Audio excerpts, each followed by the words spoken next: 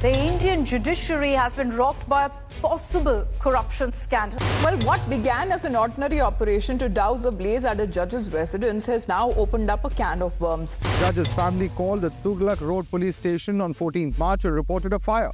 The police reached the storeroom in the outhouse where they found sacks of burnt notes.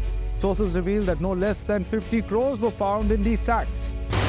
The Supreme Court has released a bombshell report, complete with videos and photos showing sacks of charred currency notes allegedly recovered from the residence of Delhi High Court Judge Yashwant Varma during a firefighting operation. This is Judge Yashwant Varma. Justice Varma raised an alarm over a fire. On the 14th of March, the family of Justice Varma raised an alarm over a fire. Now, Justice Varma has denied claims of a massive cash stash hidden at his home.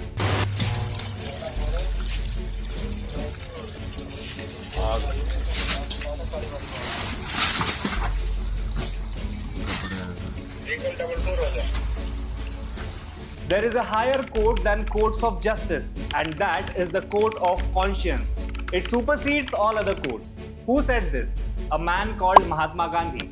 But it seems like the teachings of the Mahatma, who by the way was a lawyer himself, haven't truly trickled down to our judiciary.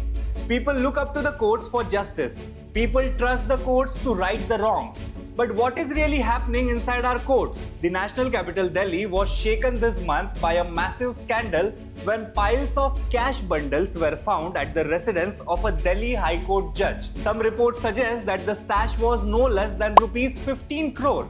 And no, it wasn't the ED or the CBI or even the Anti-Corruption Bureau that made this shocking discovery. It was the fire brigade that stumbled upon this hidden fortune. Surprised? Wondering how this unfolded? I will explain. Hello, my name is Tejas and you're watching Lokmat Times. Before we dive into this explosive story, make sure you subscribe to our channel if you haven't already and press the bell icon to never miss an update. Now let's rewind to March 14, 2025, the night that changed everything.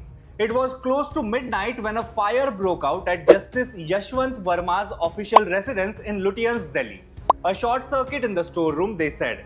Firefighters rushed in, expecting nothing more than a routine emergency. But what they allegedly found amid the flames left everyone stunned. Sacks of half-burnt currency notes. Reports suggest the stash was worth at least 15 crore rupees. By the next morning, the whispers had already begun. The debris from the storeroom was swiftly cleared, raising eyebrows. Had crucial evidence been tampered with? Conflicting statements only deepened the mystery. Delhi's fire chief initially denied that any cash had been found. But then, in a bizarre twist, he seemed to walk back on his own words. Meanwhile, Justice Varma was away when this whole chaos unfolded in Delhi.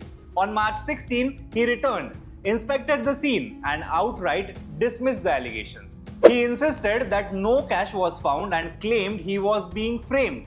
A conspiracy to malign my reputation, Justice Varma said. But was it really? By March 17, the Chief Justice of India had taken note. The judiciary, known for its cautious approach, suddenly found itself in the spotlight. Reports were requested, security logs were reviewed, and a deeper probe was ordered. But then, just 3 days later, another expected move. The Supreme Court proposed transferring Justice Varma back to his parent court, the Allahabad High Court. Officially, the transfer was unrelated to the controversy. But was it just a coincidence? The move sparked outrage. The Allahabad High Court Bar Association called it an insult, even threatening to suspend court work indefinitely. By now, the word had spread. A sitting judge of High Court amassing such a massive amount of cash in his allotted residence was no small issue. The Supreme Court Collegium understood this well. In a historic move on March 22nd, the Supreme Court released a video footage of shard stacks of cash allegedly recovered from Justice Varma's residence. If this was a conspiracy against him, it was becoming an incredibly elaborate one. The judiciary escalated matters by stripping him of all judicial duties, a move almost unheard of. Every case he was handling was reassigned, signaling a stricter treatment of the case by the apex court. Yet, Justice Varma held his ground. On March 24th, he issued another statement. All my financial transactions are documented through banking channels. I have nothing to hide. He also claimed that the place where the fire broke out wasn't even part of his residence but a storeroom situated at a distance from his home. But the damage had already been done. By March 25th, a 3-member Supreme Court panel visited his residence. Their task: to get to the bottom of this controversy.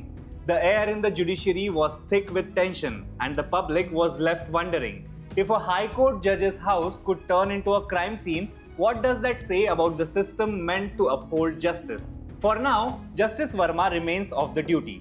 Meanwhile, the Supreme Court has listed a writ petition seeking a direction to the police to register an FIR against the judge. Now that we have laid out all the necessary details for you, let's move to the real questions. The most interesting thing about this fiasco is that the probe against Justice Varma is being conducted by an internal committee appointed by the Supreme Court. Who are the members of this committee? Justice Sheel Nagu, Chief Justice of the High Court of Punjab and Haryana, Justice G.S. Sandhawalia, Chief Justice of the High Court of Himachal Pradesh, and Justice Anu Sivaraman, Judge of the High Court of Karnataka. So let me understand this once again. Piles of cash found at whose home? A judge. Who formed the probe committee to investigate? The judiciary. Who are the members of the probe committee? 3 judges. This irony reminds me of a famous शेर by Malikzada Manzoor Ahmad. वही कातिल, वही मुंसिफ, अदालत उसकी, वो शाहिद. बहुत से फैसलों में अब तरफदारी भी होती है. Translation: the killer, the judge and the witness are all the same. In many judgments, biases now play a role. But then there are bigger questions. Where did this massive cash come from? Does it really belong to Justice Varma? If yes, then who gave such a huge amount to the judge? Was this amount given in return for a favorable judgment? Is this a common practice among higher judiciary judges? Do High Court or Supreme Court judges take bribes in crores to deliver favorable judgments? Is justice on sale in this country?